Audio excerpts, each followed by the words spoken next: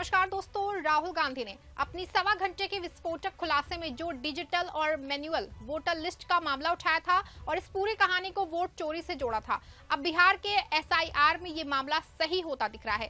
एक और जहां बिहार में मकाम नंबर 0 पे 2.29 लाख मतदाता रजिस्टर्ड हैं, तो वहीं चुनाव आयोग ने अपनी गलतियों को छिपाने के लिए रातों रात वोटर लिस्ट में बड़ा हेरफेर कर दिया है। बिहार की वोटर लिस्ट में कौन सा बड़ा हेरफेर रातों रात कर दिया गया है और कैसे शून्य मकान नंबर पे 2.92 लाख वोटर्स मिले हैं, इसका बड़ा खुलासा हम अपनी इस रिपोर्ट में करने वाले हैं। साथ ही इस पर भी चर्चा करेंगे दोस्तों कि कैसे राहुल गांधी की बात पूरे मामले में सही साबित हुई है। दोस्तों, बिहार में एसआईआर को लेकर के इलेक्शन कमीशन बुरी तरह फंस गया है। एक और जहां सुप्रीम कोर्ट ने 65 लाख वोटर्स के दस्तावेज मांगे हैं, तो दूसरी ओर बिहार की वोटर लिस्ट में एक बहुत बड़ा खेल सामने आया है। इस खेल ने सभी को हैरान कर दिया है। बिहार में वोटर लिस्ट के स्पेशल इंसेंटिव रिवीजन एसआईआर का पहला चरण 1 अगस्त 2025 को पूरा हुआ। इसके बाद इलेक्शन कमीशन ने ड्राफ्ट वोटर लिस्ट जारी की। इस लिस्ट में बड़ा खुलासा हुआ कि 65.64 लाख मतदाताओं के नाम हटा दिए गए हैं, क्योंकि ये लोग या तो मर चुके हैं या डुप्लीकेट थे या फिर कहीं और चले गए। सुनने में तो ठीक लगता है, लेकिन असली खेल तो यहाँ से शुरू होता है दोस्तों। पहले ये वोटर लिस्ट डिजिटल फॉर्मेट में थी, यानी आप आसानी से सर्च कर सकते थे, डेटा निकाल सकते थे और गड़बड़ियों को पकड़ सकते थे। लेकिन जैसे ही विपक्षी नेताओं और पत्रकारों ने इस लिस्ट को फैक्ट चेक करना शुरू किया, इलेक्शन कमीशन ने रातों रात खेल कर दिया। 8 अगस्त को इलेक्शन कमीशन ने एक ऐसा फैसला लिया जिसने सबको परेशान कर दिया, सबके होश उड़ा दिए। Digital machine readable voter list को हटा के इसकी जगह पे स्कैन की गई तस्वीरें अपलोड कर दी। सवाल ये खड़ा हुआ है कि आखिर ये कौन सी बला है, यानी अब आपको वोटर लिस्ट में नाम ढूंढने के लिए हजारों पेज की जिफ फाइल्स डाउनलोड करनी होगी। हर पेज को जूम करके देखना होगा, ना सर्च कर सकते ना डेटा निकाल सकते। और हाँ, ये फाइल साइज में 5 गुना बड़ी है, रिजोल्यूशन कम है और गलतियां होने की पूरी संभावना है। सवाल ये है कि क्या मजाक है? एक और इलेक्शन कमीशन पारदर्शिता की बात करता है और वोटर लिस्ट को सही करने के बड़े बड़े दावे करता है, लेकिन जब फैक्ट चेक करना विपक्षी दल या पत्रकार शुरू करते हैं तो अपनी वेबसाइट पे डेटा का फॉर्मेट ही बदल देते हैं और अब जनता को अपना नाम ढूंढने के लिए कई घंटों और दिनों की मेहनत करनी होगी। ऐसे में बड़ा सवाल ये है कि आखिर ये बदलाव क्यों? राहुल गांधी ने 7 अगस्त को एक प्रेस कॉन्फ्रेंस में इलेक्शन कमीशन पे सीधा हमला बोला। उन्होंने कहा कि डिजिटल वोटर लिस्ट इसलिए नहीं दी जा रही है क्योंकि उससे फर्जी और संदिग्ध मतदाताओं का पर्दाफाश हो सकता है और ये फर्जी वोटर कथित तौर पे बीजेपी को फायदा पहुंचा सकते हैं। सुनिए राहुल गांधी ने क्या कुछ कहा था। हमने एक टीम सेटअप की और हमने उन्हें कहा कि आप जाइए, एक कंस्टिट्यूएंसी में जाके ढूंढिए, सच्चाई ढूंढिए, किस प्रकार से चीटिंग की जा रही है, किस प्रकार से ये काम किया जा रहा है और कौन कौन इस काम को कर रहे हैं। सबसे महत्वपूर्ण बात यह है कि इलेक्शन कमीशन डिजिटल डेटा नहीं देता है, फिजिकल डेटा देता है। मतलब लाखों कागज में वोटर लिस्ट दे देगा, मगर डिजिटल वोटर लिस्ट किसी को कभी नहीं देता है। क्यों नहीं देता? कारण क्या है? कारण है कि अगर डिजिटल डेटा मिल जाए तो इलेक्शन कमीशन की सच्चाई पूरे देश को पता लग जाए। हमने टीम को बताया, मैंडेट दी कि आप जाके चेक कीजिए, आप 5-7 सीटों पे पता लगाइए कि चीटिंग हुई और अगर हुई तो कैसे हुई। टीम ने हमें एक दिन बताया कि 5-7 सीटों पे काम किया ही नहीं जा सकता। क्यों? मैंने उनसे पूछा क्यों नहीं किया जा सकता। उन्होंने मुझे ये कागज दिखाए। ये जो कागज हैं, ये एक लोकसभा के कागज नहीं है, ये एक विधानसभा के कागज है और इन कागजों को हमने मैन्युअली सॉर्ट करना पड़ा और पूरा का पूरा काम जो हुआ है इसमें 6 महीने लगे हैं और एक असेंबली सीट में हम ये काम कर पाए हैं। क्यों? क्योंकि डिजिटल डेटा नहीं दिया जाता।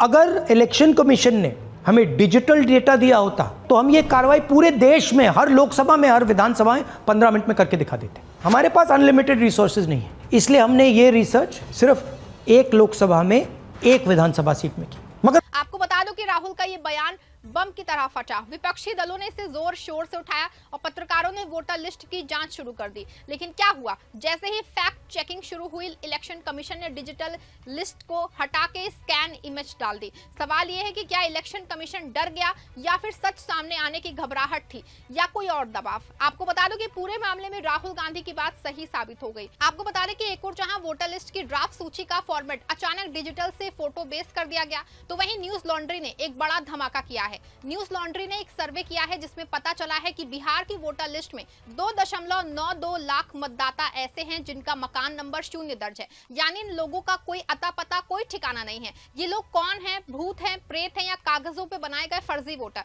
आपको बता दो कि सर्वे में 235 विधानसभा क्षेत्रों की जांच हुई थी और बाकी 8 क्षेत्रों की जांच बाकी थी, लेकिन जैसे ही ये खुलासा हुआ इलेक्शन कमीशन ने फटाफट फॉर्मेट बदल दिया। अब स्कैन इमेज में बाकी क्षेत्रों की जांच करना लगभग असंभव है। ये क्या संयोग है? जैसे ही सच सामने आने लगा दोस्तों, तो इलेक्शन कमीशन ने सारा खेल ही बदल दिया है। जरा सोचिए, 2.92 लाख वोटर जिनका मकान नंबर 0 है, ये कोई छोटा आंकड़ा नहीं है। एक विधानसभा सीट पे औसतन 3 लाख वोटर होते हैं, यानी इतने फर्जी वोटर 1-2 सीटों का खेल बदल सकते हैं। और ये सिर्फ 235 क्षेत्रों का आंकड़ा है। अगर बाकी 8 क्षेत्रों की जांच होती है तो शायद ये संख्या और बढ़ती। विपक्ष ने इसे लोकतंत्र के हमला बताया है। तेजस्वी यादव और राहुल गांधी ने वोट अधिकार यात्रा की योजना बनाई, लेकिन वो भी स्थगित हो गई है।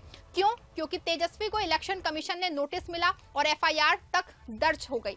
ये क्या तानाशाही है दोस्तों? अब एक और ट्विस्ट सुनिए। इलेक्शन कमीशन ने वोटर सत्यापन के लिए नए नियम बनाए हैं। अब Aadhaar card, voter ID, driving licence जैसे आम दस्तावेज काम नहीं आएंगे। इसके बजाय 11 खास दस्तावेज मांगे जा रहे हैं, जैसे पासपोर्ट, जन्म प्रमाण पत्र या फिर निवास प्रमाण पत्र। दोस्तों, बिहार के गांवों में कितने लोग पासपोर्ट रखते हैं? कितनों के पास जन्म प्रमाण पत्र है? ये नियम तो गरीब और आम आदमी को वोटर लिस्ट से बाहर करने की साजिश लगते हैं। विपक्ष का कहना है कि इससे 2 करोड़ लोग वोटर लिस्ट से बाहर हो सकते हैं।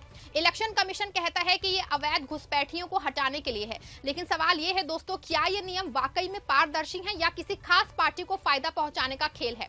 ऐसे में बड़ा सवाल ये है कि इलेक्शन कमीशन चुप क्यों है? डिजिटल लिस्ट को स्कैन इमेज में बदलने का कोई आधिकारिक कारण नहीं बताया गया है। अब राहुल गांधी और विपक्ष ने सवाल उठाए दोस्तों, तो जवाब देने की बजाय फॉर्मेट बदल दिया गया। ये पारदर्शिता है या सच छिपाने की कोशिश? चुनाव आयोग कहता है कि वो वोटर लिस्ट को शुद्ध कर रहा है, लेकिन अगर आपकी मंशा साफ है तो डिजिटल लिस्ट को क्यों हटाया? क्यों नहीं जनता को आसानी से जांच करने दिया? ये सवाल हर बिहारी के मन में है। बीजेपी सांसद राजीव प्रताप रूडी ने विपक्ष पे तंज कसा। उन्होंने कहा कि विपक्ष अदृश्य मतदाताओं के भरोसे चुनाव जीतने की बात कर रहा है। लेकिन दोस्तों, सवाल ये है कि अगर इलेक्शन कमीशन का काम प्रामाणिक है तो डिजिटल लिस्ट क्यों हटाई गई? विपक्ष को जवाब देने की बजाय क्यों फॉर्मेट बदल के जांच को मुश्किल कर दिया गया है? विपक्ष का कहना है कि ये सब जो है बीजेपी को फायदा पहुंचाने की साजिश हो रही है। राहुल गांधी ने कहा कि डिजिटल लिस्ट से फर्जी वोटर पकड़े जा सकते हैं, जो बीजेपी के लिए खतरा था। और न्यूज लॉन्ड्री का सर्वे तो इस बात का सबूत है कि कुछ ना कुछ तो गड़बड़ जरूर है। इस पूरे खेल का सबसे बड़ा नुकसान बिहार की जनता को हो रहा है।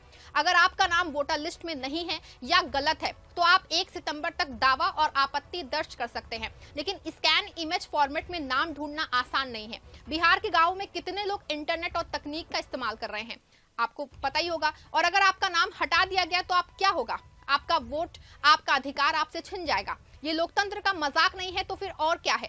विपक्ष इस मुद्दे को सुप्रीम कोर्ट तक ले गया है।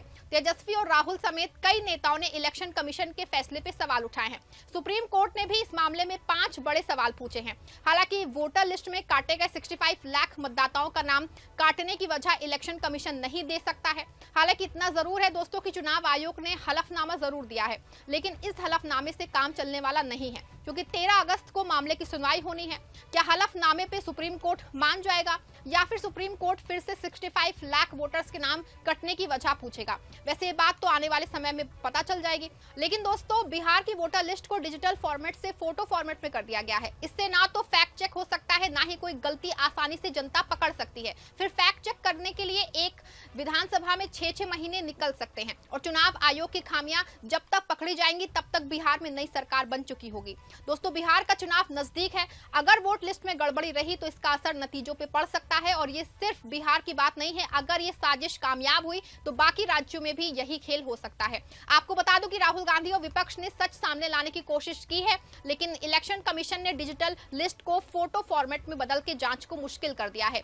न्यूज लॉन्ड्री के सर्वे ने 2.92 लाख शून्य मकान नंबर वोटरों का खुलासा किया, लेकिन बाकी सच्चाई अब अंधेरे में है। ऐसे में सवाल ये है कि क्या ये लोकतंत्र की हत्या नहीं है? क्या इलेक्शन कमीशन को जवाब नहीं देना चाहिए? दोस्तों, आप अपने विचार कमेंट में जरूर लिखिएगा। इस खबर को लाइक और शेयर भी जरूर करिएगा। धन्यवाद।